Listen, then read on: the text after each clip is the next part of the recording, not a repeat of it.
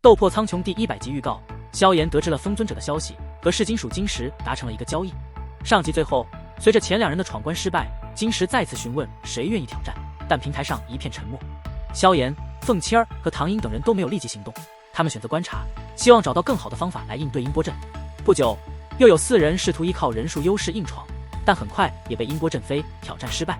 晶石继续邀请挑战者，而平台上的挑战者们实力越来越强，坚持的时间也越来越长，这让众人看到了一丝希望。凤七儿作为场中的焦点之一，她的挑战引起了全场的注意。她说道：风雷阁凤青儿见过金氏前辈，已经离开前家师说了，让我带他老人家向金氏前辈问声好。金石对此表示了感谢，并期待日后的会面。凤青儿展现出强大的实力，她以惊人的速度冲向山顶，音波攻击甚至难以追上她。她的速度令平台上的众人惊叹，连萧炎也感到惊异。最终，凤七儿成功到达山顶，成为第一个闯关成功的人。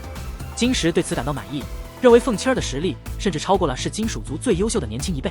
凤七儿的成功激发了其他人的斗志，特别是四方阁的唐英、王晨和穆青鸾等人，他们不愿在这种地方输给凤七儿。萧炎微笑着走向石梯，决定带领纳兰嫣然一起挑战音波阵。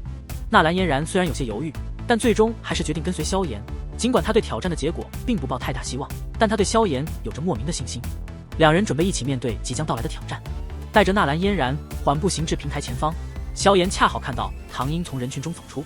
唐英目光扫过石梯尽头的凤七儿，然后转向金石，礼貌地问候万剑阁弟子唐英见过金石老前辈。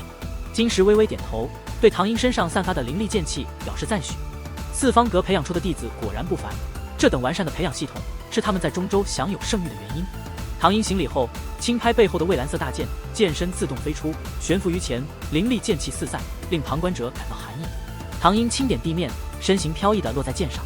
萧炎眼中闪过异色，凭借敏锐的眼力，他发现唐英通过能量丝与剑相连，维持剑的悬浮。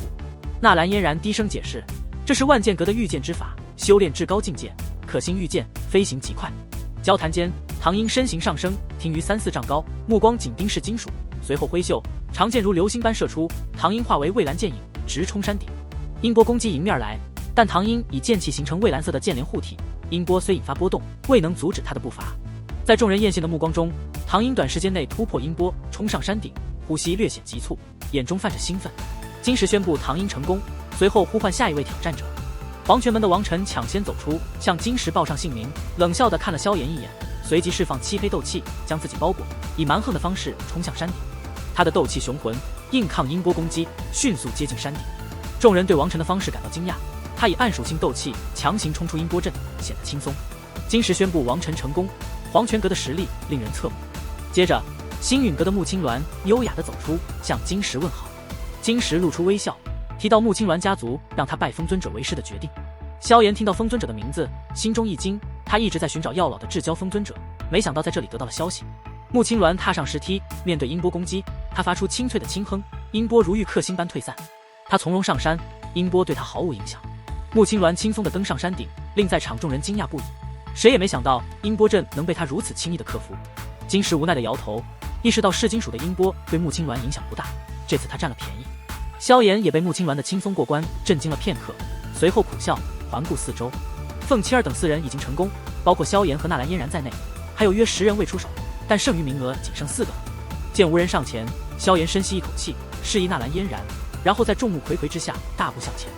纳兰嫣然犹豫了一下，还是跟了上去。所有目光都集中在他们身上，山顶上的4人也投来不同情绪的视线。萧炎恭敬地向金石行礼，金石提醒萧炎，音波阵会随人数增加而加强，问他是否确定要带一个人上去。纳兰嫣然低声建议萧炎独自上山，以免被拖累，但萧炎摇头，表示要带他一起走向石梯。纳兰嫣然望着萧炎的背影，轻咬红唇，眼中闪过自嘲，然后悠悠叹息，跟上萧炎。在众人好奇的目光中，萧炎和纳兰嫣然停在石梯前。许多人都想知道，这位最近声名鹊起的青年是否名副其实。当萧炎踏上石梯的那一刻，周围的噬金属立刻警觉起来，毛发竖立，强悍的音波悄然出现，使得整个空间的能量都开始波动。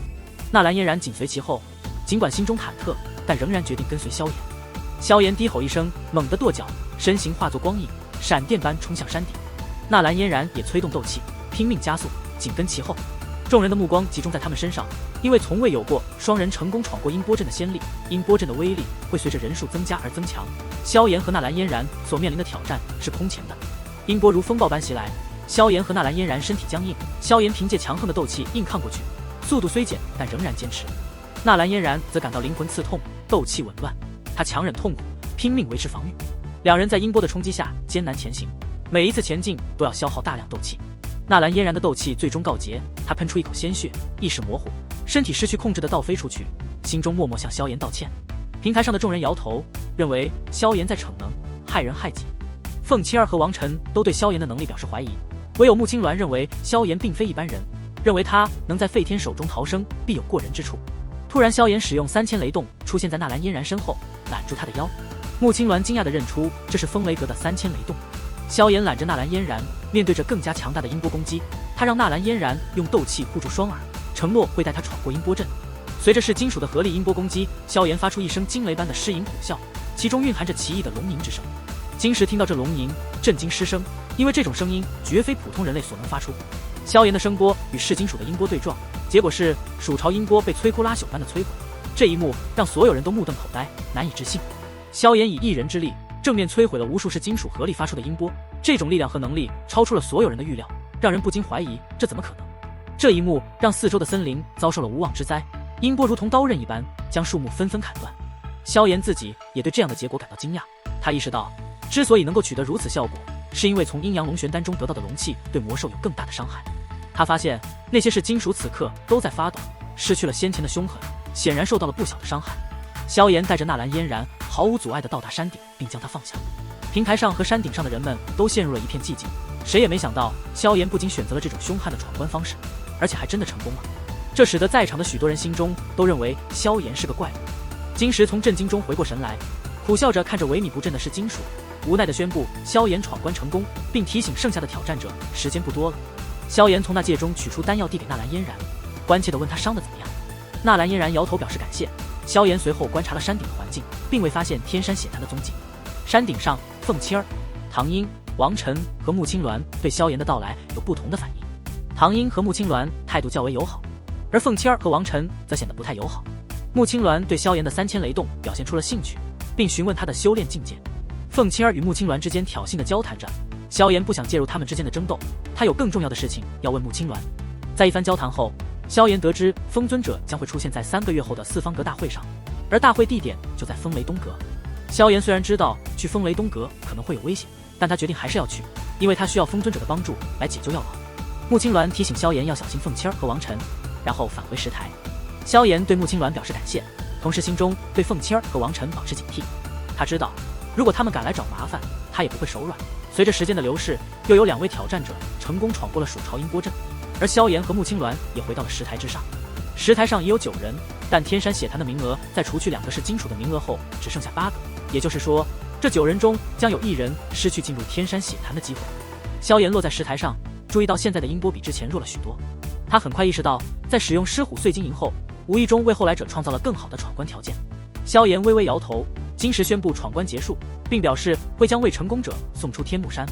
听到这话，许多人脸色苍白，但金石并未理会，命令几名壮硕的人封锁石梯口，自己则出现在山顶上，居高临下地看着萧炎等人。